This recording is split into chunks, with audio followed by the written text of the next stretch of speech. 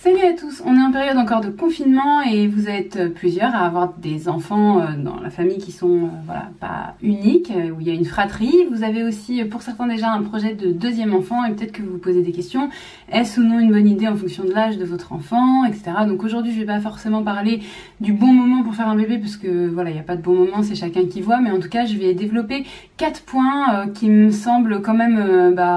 présents au quotidien moi avec mes enfants et je pense qu'on peut les retrouver dans beaucoup de fratrie. Vous me direz en dessous en commentaire si vous vous sentez concerné par ces 4 points. Le premier, c'est apprendre à vivre ensemble, c'est le plus évident. C'est le fait que plus il y a de personnes dans un endroit à fonctionner ensemble, plus il faut réussir à coordonner tout le monde. Donc forcément, même si c'est difficile parfois que ça nous pousse dans nos retranchements, on est un petit peu obligé d'essayer de trouver des solutions. Ou en tout cas, si on les trouve pas, on les cherche. Et du coup, je trouve que c'est intéressant de montrer à nos enfants comment on essaye de faire en sorte que voilà, la situation convienne à tous, sachant que plus on est nombreux et forcément plus c'est compliqué parce que plus il y a de besoins à essayer d'accorder.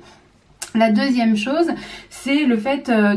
pour les enfants entre eux, se soutenir. Il y a une espèce de connivence qui peut exister entre les enfants. Alors c'est pas systématique, mais bon voilà, s'ils sont quand même dans une famille où il y a une certaine complicité qui existe entre eux, vraiment pas une rivalité forte, même si la rivalité est forcément toujours un peu là, mais s'il y a une espèce de complicité qui peut naître entre eux autour de moments partagés, autour de vécus qui sont voilà similaires en fait, voilà, ils vont grandir ensemble pendant des années, donc il y a quand même pas mal de moments où ils vont se retrouver dans des situations ensemble, et du coup cette espèce de truc là, je trouve que c'est important parce que ils sont tous les deux, ou tous les trois, ou tous les quatre, dans quelque chose où ils regardent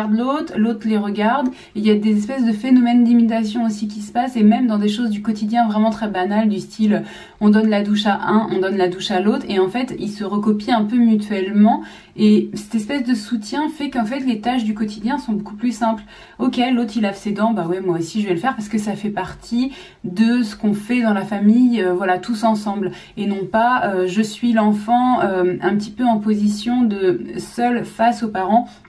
qui ont eux des lois différentes, parce que c'est sûr que dans une famille quand même les règles sont pas les mêmes pour tous, quand on est adulte ou quand on est enfant c'est pas tout à fait la même chose, et donc si on est enfant avec d'autres enfants, on n'est pas le seul à avoir ces règles là. Donc cette espèce de vivre par je disais par soutien les uns des autres au sein de règles qui leur sont propres, je trouve que c'est aussi un point hyper intéressant. Le troisième point, c'est le sentiment d'appartenance à la famille, au fait que plus une famille a d'individus, plus même quand c'est des familles recomposées, enfin peu importe quelle famille, mais plus il y a une communauté vraiment existante, forte,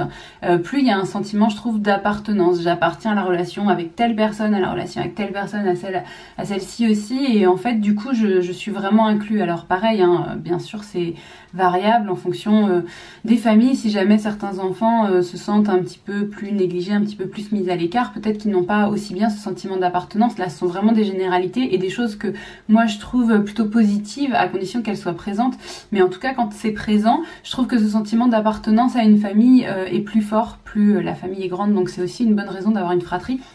Et puis la dernière chose, la quatrième, c'est le fait qu'il y ait de la vie dans la maison autour de nous. C'est vrai que quand on est enfant seul, enfin les adultes faut dire, sont souvent un peu moins bruyants, un petit peu plus discrets, un peu plus dans des activités calmes et tout. Vous voyez bien que quand il y a un enfant qui arrive dans une maison, souvent ça devient un petit peu plus le bazar, bruyant, etc. Et quand il y a plus d'enfants, c'est plus le bazar, plus bruyant, mais c'est aussi de la vie, et l'enfant ça il le sent quand il est tout seul dans sa chambre et qu'il y a vraiment personne autour. C'est pas la même sensation que quand il est en train de jouer avec un autre enfant, ou même s'il y a un autre enfant qui joue dans la chambre à côté, ou vous voyez quand on est à table et qu'il y a plus de monde qui parle, quand il y a plus d'idées sur les choses, enfin voilà, tout est démultiplié, il y a plus de vie forcément, plus il y a d'individus, et ça c'est aussi un point que je trouve quand même assez avantageux au fait d'avoir des frères et sœurs. Bien sûr il y a aussi des inconvénients, j'avais pas envie de les développer aujourd'hui parce que j'avais envie de rester dans quelque chose d'hyper positif, mais du coup voilà, j'avais juste envie de vous donner ces petits éléments là parce que je trouve qu'ils sont vraiment présents au quotidien, et là du fait du confinement,